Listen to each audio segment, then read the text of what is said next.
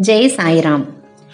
నా కథ విన్నా, ఇతరులకు వినిపించినా, దాన్ని గురించి చింతన చేసినా భగవంతుడిపై భక్తి ఉదయించి అవిద్య అక్కడికక్కడే నశిస్తుంది. నా చరిత్రను లేదా నా మహిమను ప్రేమగా గానం చేసిన వారికి వెనుక ముందు అన్ని వైపులా నేను నిలబడి ఉంటాను. నా కీర్తిని గానం చేసిన వారికి నేను పూర్తి ఆనందాన్నిస్తాను. సదా సుఖ సంతృప్తులను కలిగిస్తాను. ఈ మాట నిజం. నా కథను కేవలం శ్రవణం చేసినంత మాత్రాన్ని వ్యాధులు నయమవుతాయి.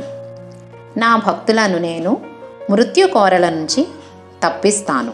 నా కథను శ్రద్ధగా వినండి. ఆ తరువాత మననం చేయండి.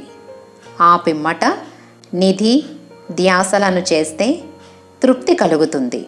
యోగ, యాగ, ధ్యాన ధారణలు చేయటం చాలా కష్టం.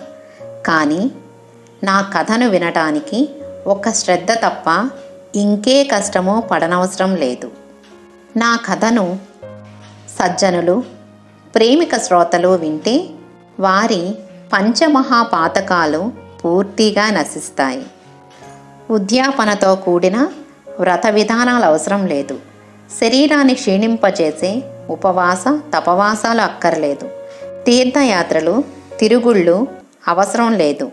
కేవలం నా చరిత్ర వింటే చాలు.